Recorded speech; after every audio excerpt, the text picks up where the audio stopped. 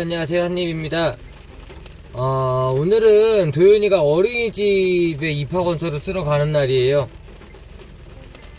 이제 벌써 또 시간이 이렇게 지나서 어린이집을 갈 때가 됐네요. 어린이집은 제가 한 번도 다녀본 적이 없잖아요. 그렇기 때문에 애기들이 적응 기간이 좀 필요하다고 해요. 그래서 한 일주일 정도 이제 엄마랑 같이 갔다가 하는데, 일단 한번 가서 설명을 들어보고. 자, 엄마가 왔네요. 어린이집 입학원서를 쓰러 가는데 기분이 어때요? 긴장도 되고 막상 보내려고 하니까 걱정도 되고 좀 시원섭섭해요. 근데 이제 어린이집 갈 나이도 됐고, 그리고 이제 임신 중이다 보니까 무조건 보내야 되는 건 맞잖아요. 일단 그거는 엄마 마음인데 대부분 엄마들이 약간 의사소통을 좀 할 때쯤 대부분 보내고 싶어 하는 추세지만, 저는 일단 둘째 지금 출산을 앞두고 있기 때문에 그래서 어쩔 수 없이 미리 보내는 거예요. 근데 제 생각은 좀 달라요. 뭐냐면 집에만 있으면, 아무리 애기들이 좀 어리다고 해도 집에만 있으면 답답함을 느끼는 건 맞잖아요. 확실하잖아요, 그거는. 그렇죠. 그 답답한 거 확실하고, 그리고 내가 봤을 때는 조금 오히려 가다 놓는 게 아닌가. 사회성을 조금 미리 좀 너무 일찍 키우는 거는 아니지만, 그래도 지금 한 20개월 전에 한 16개월, 18개월 이 정도 때는 애들하고 좀 지내면서 사회성을 좀 미리 배워가는 것도 나쁘지 않다. 그리고 어린이집을 보낼 거면 과감하게 그냥 아예 보내라. 당연히 애기 성향에 따라 다르겠지만 좀 과감하게 보낼 부분은 보내고, 어린이집을 믿고서 그냥 아예 과감하게 보내는 게 나는 좀 낫다고 생각하는 편이죠. 남자들은 대부분 그렇게 생각을 하는데, 그거는 근데 장단점이 있는 것 같아요. 어린이집을 보내서 사회성이라던가 발달 부분이 조금 더 성장할 수는 있지만, 어린이집은 일단 집단 단체 생활이기 때문에 다른 친구들이 이제 감기에 걸리거나 무슨 좀 어디가 아프면 아이도 옆에서 옮을 수가 있어서 우리 아이도 동달 아플 수가 있어요. 그럴 수도 있고, 그 다음에 아이가 뭐 선생님이랑 안 맞을 수도 있고, 친구들 간의 관계에서도 스트레스를 받을 수 있기 때문에 어린이집을 가기 싫어할 수도 있단 말이에요. 그래서 아이가 그런 거를 또 이제 집에서 스트레스 받는 상황을 표출할 수 있기 때문에, 엄마들이 거기서 어떤 엄마들은 그냥 내가 좀 더 데리고 있어야겠다라고 해서 집에서 요새는 홈스쿨링 많이 하거든요.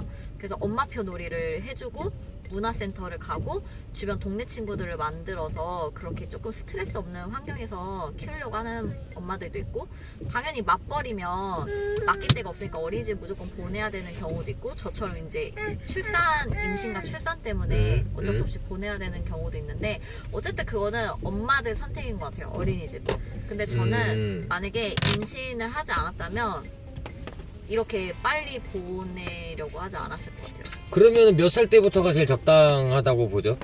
저는 당연히 개개인마다 생각은 달라요. 근데 다른데 저희 와이프가 생각하는 나이, 저는 그래도 못해도 최소 2돌 이후가 맞다고 생각해요. 2돌 이후 24개월 이후. 네.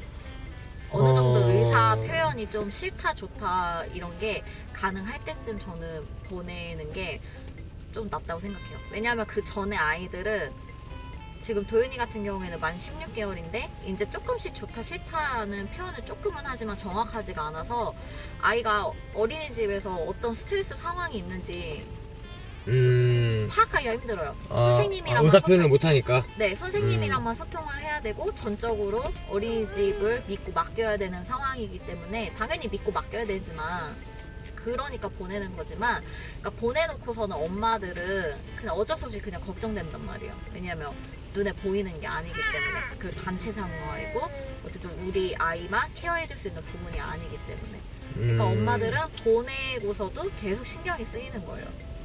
그래서 엄마들 어쩔 수 없이 걱정도 되고.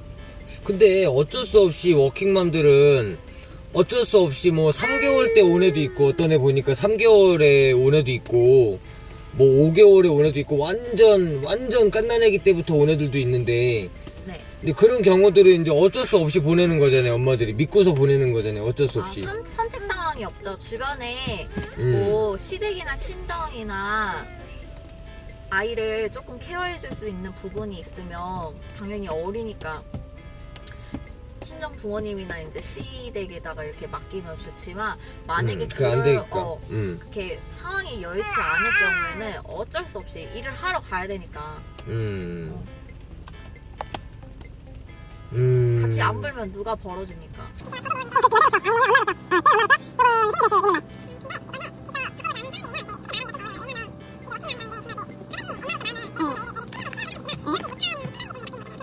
남편분들이 좀 꼭 같이 고충을 많이 알고서 같이 이렇게 해결해 나갔으면 좋겠어요.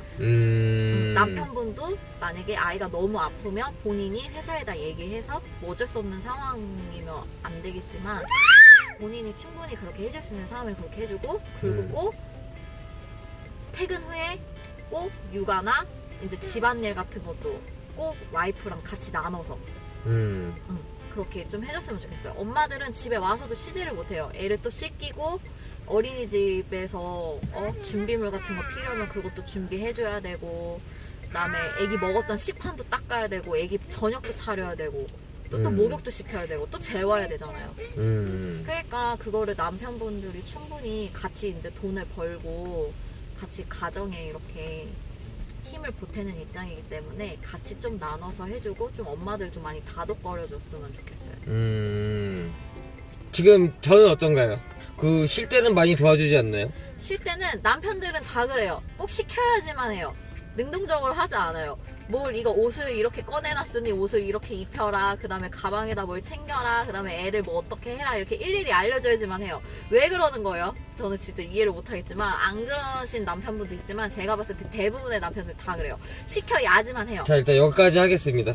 일단 하고 입학원서를 쓰고 입학원서 쓰고, 그러고서 이제 그 다음 절차를 한번 보도록 할게요.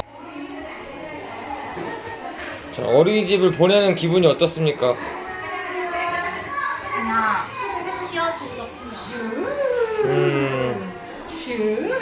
너무 힘들게 할 거예요. 그럴 때는 어머니께서 조금 단호하게 어머니, 왜냐면 우리 아이가 그랬다고 해가지고 어머니가 마음 약해지셔가지고 어머 어린이집에 보내서 그런 거 아니야? 나랑 떨어져서 그런 거 아니야? 그럴 수도 있어 어머니. 끼고 데리고 가죠. 근데 어머니 우리 도윤이면 그리고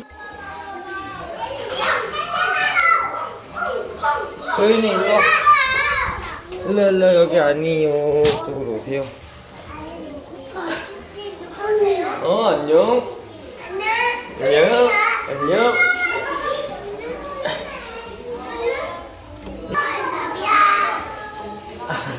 너무 좋아하는데.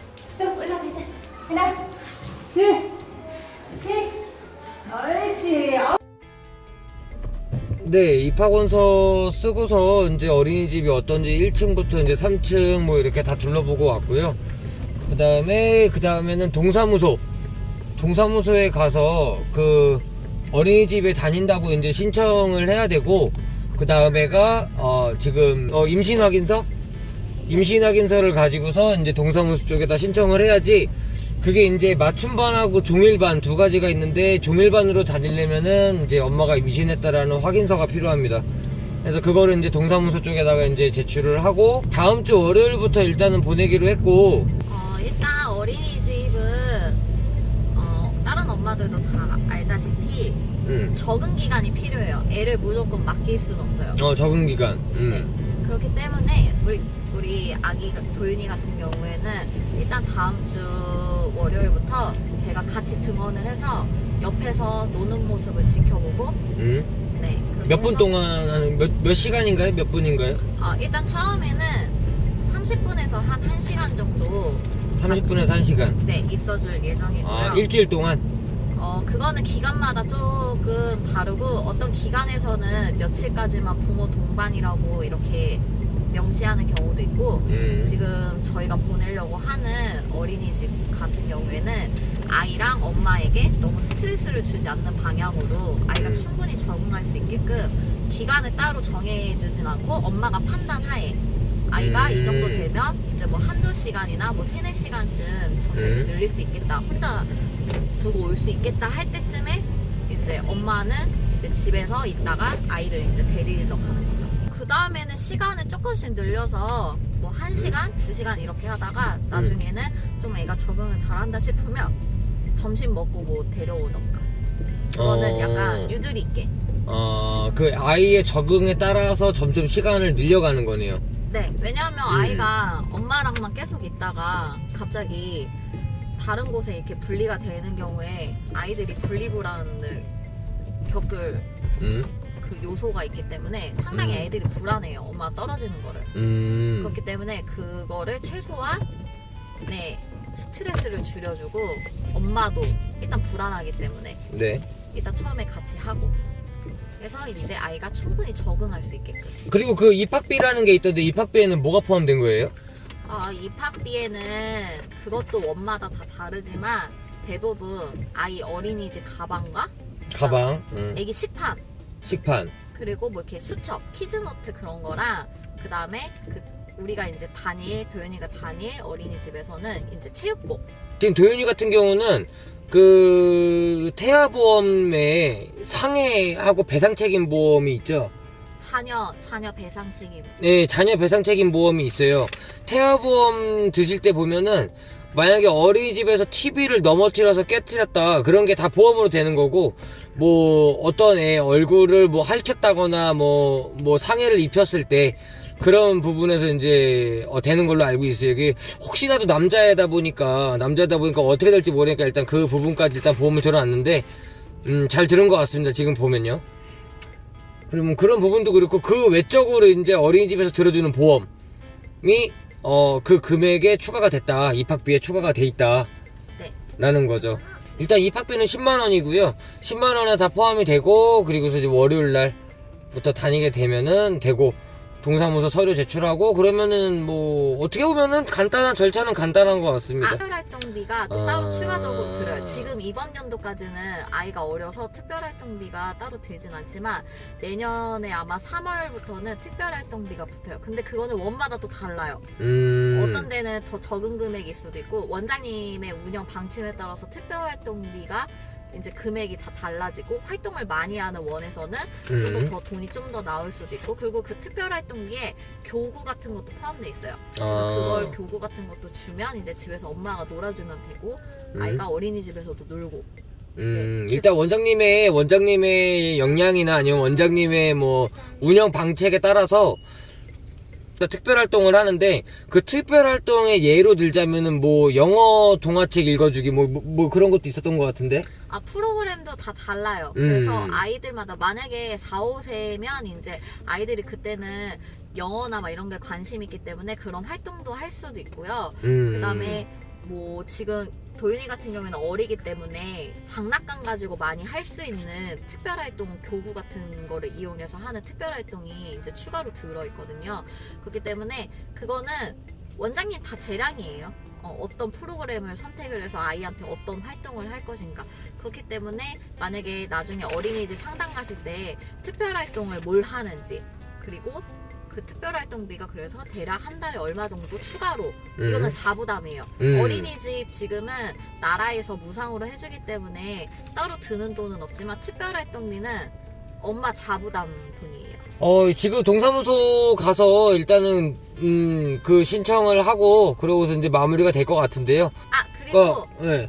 맞춤반도 긴급 바우처 한 달에 15시간씩 쓸 수 있어요. 네, 그렇죠. 그러니까 대략 9시 반부터 4시까지 이제 데리고 있다가 4시 정도에 다들 하원을 해요. 3시 반에서 4시 정도에 다 하원을 시키는데 맞춤반은 그때까지인데 긴급 바우처 15시간이 있어서 만약에 엄마가 어디를 갔다가 그 시간에 못 데리러 갈 경우에 어린이집에 얘기를 해서 긴급 바우처를 쓴다고 해서 15시간을 무료로 또 쓸 수 있어요. 자, 정리를 해볼게요. 일단은 맞춤반 같은 경우는 9시부터 4시, 그리고 긴급 바우처 15시간 있다. 그리고 종일반 같은 경우는 긴급 바우처 같은 경우는 이제 원장님하고 한번 얘기를 해 보셔야 된다. 근데 지금 저희가 얘기하고 있는 거는 대략적인, 그리고 대부분 이런 식으로 하고 있다라고 말씀을 드리는 거고, 어린이집을 보내실 경우에 당연히 그쪽 어린이집에 뭐 여러 어린이집들하고 상담을 해보고, 그리고 그 원장님하고도 얘기를 해 보셔야 된다. 나쁘다 좋다라고 말할 수 없고 다 엄마들 선택이에요. 왜냐하면 그 통일된 시간에 아이들이랑 단체 생활을 해서 그렇게 적응을 하는 거는 나쁘지 않아요. 근데 어린아이일수록 그런 단체 생활이나 그런 개념이 없잖아요. 네. 그리고 아이마다 자는 패턴이나 생활 습관이 다 다르기 때문에 그런 거를 이제 운영하고 어떻게 하는 거는 원장님 재량이기 때문에 뭐 억지로 재우는 게 싫어하는 엄마도 있고 그렇게 해서 적응을 시키는 게 맞다라고 생각하는 엄마도 있을 수 있어요. 그렇기 때문에 그거는 엄마들 생각의 가치관에 따라 다른 거고 원장님의 운영 방침에 따라 다른 거기 때문에 당연히 아이가 같은 시간에 자면 선생님들이 훨씬 더 수월하게 업무를 보실 수 있겠죠. 그래서 다 장단점이 있는 것 같은데 그런 것도 아마 상담 갈 때 좀 세세하게 여쭤보고 해서 우리 아이가 어떤 환경에서 케어가 됐으면 좋겠는지 결정을 잘 하셨으면. 원장님이나 선생님들은 숨기지는 않아요. 일단은 뭐 우리는 어떤 방침으로 애를 그 시간에 무조건 재워야 된다 라고 얘기를 한다거나, 우리 애들이 안 자면은 그냥 일단은 애들 놀게끔 자연방하게 둔다, 그냥 그런 식으로 얘기를 하니까 결국은 엄마의 몫이다. 네, 결정은 네. 결정은 엄마의 몫이다. 아이가 이 원이 좋다 안 좋다라고 선택할 수 없기 때문에 엄마들은 상담을 가서 얘기를 해보고 그 원장님의 마인드, 그 다음에 선생님들이 아이를 어떻게 케어하는지 그런 것들을 보고 듣고 상담을 받음으로써 이제 파악을 할 수 있는 거죠. 그래서 한 군데만 상담을 가시면 안 되고 좀 몇 군데 만약에 보내시기 전에 미리 전화를 해서 나 지금 언제쯤에 애를 보내고 싶어 하는데 미리 가서 상담받을 수 있냐라고 이렇게 말씀을 드리면 대부분 어린이집에서 오시라고 해요. 막 상담 오지 말라고 하는 곳은 단 한 곳도 없어요. 그러니까 엄마가 내가 슬슬 어린이집을 보내야겠다라는 생각이 드시면 그 최대한 집에서 가까운 어린이집이 좋아요. 무슨 일이 있을 때 빨리 데리러 가야 되고 그 다음에 빠른 조치를 해야 되기 때문에 최대한 이제 집 가까운 데 위주로 하셔서 가서 직접 상담을 해보셔야 돼요. 그리고 뭐 만약에 뭐 인터넷이나 카페나 그런 데서 어떤 어린이집 어때요? 라고 하면 대부분 좋은 것은 뭐 다 좋다라고 하지만 그것도 엄마들 선택이에요. 어떤 엄마는 좋다고 할 수도 있고 어떤 엄마는 안 좋다고 표현할 수 있기 때문에 무조건 또 보내봐야 알겠지만 일단 무조건 상담은 직접 내가 가서 아이들 생활하는 곳이니까 내가 직접 가서 원장님이랑도 얘기를 해보고 그다음에 선생님도 직접 만나보고 아이들을 이렇게 생활을 어떻게 전반적으로 하는지도 보고 해서 여러 군데 가서 이제 결정을 하시면 되죠. 동사무소 갔다가 그리고서 다시 한번 일단 진행해 보도록 하겠습니다. 이거 봐.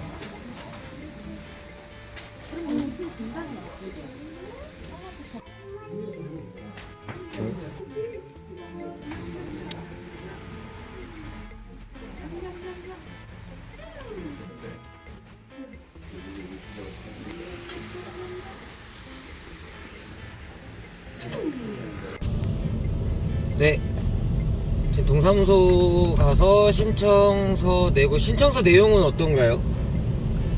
그거 이제 신청서 내용은 복잡하지 않고 거기에 일단 그 가족사항 같은 거를 쓰고서 아이를 맞춤반으로 할 건지 이제 종일반으로 할 건지 뭐 표시하고 그다음에 뭐 사인하고 뭐 이렇게 동의하는 정도. 그래서 한 장으로 된 거 종이에다가 그렇게 동사무소에서 체크해준 데만 이렇게 표시해서 적으면 돼요. 네, 임신 확인서를 만약에 못 가져가신 분들은 일단은 맞춤반으로 먼저 신청서를 하신 다음에 후에 변경이 가능합니다. 그 임신 확인서를 가지고 가면은 변경을 바로 해줘요. 네, 간단한 절차입니다. 지금 자리가 없는 데가 굉장히 많기도 해요. 근데 저희도 지금 자리가 없었었는데 운 좋게 한 자리가 나가지고 운 좋게 들어가는 거지, 아마 그 한 명이 안 나왔으면은 내년 3월달 내년 3월에 이제 반이 바뀌는 시기 때 이제 그때 들어갈 수 있었을 텐데 운 좋게 한 명이 지금 나가는 나가서 운 좋게 한 명이 나가서 이렇게 입학을 할 수 있게 됐었어요. 그러니까는 일단은 고민 많으신 분들 많이 한 집 주변에 3군데 5군데 알아보시고 자리가 있는지 먼저 알아보고, 그리고 어떤 곳인지, 그리고 원장님의 운영 방침이나 뭐 특별 활동들은 어떤 걸 하는지, 그리고 아이들의 수면 시간은 어떻게 하는데 어떻게 되는지, 그리고 밥도 중요하잖아요.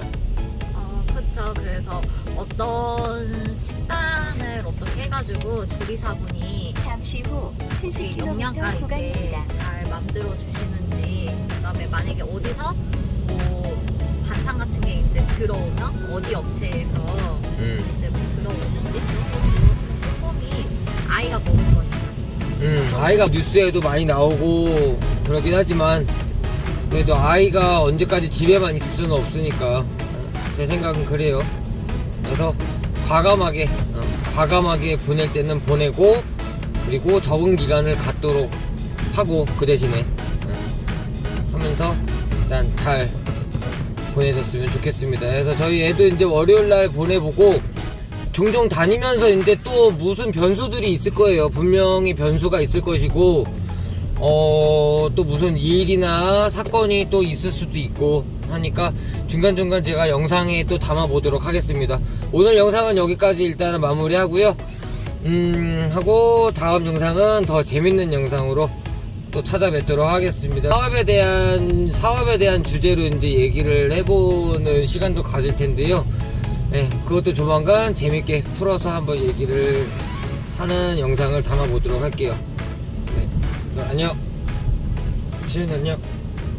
또윤이도 안녕. 또윤이 안녕. 빠이빠이.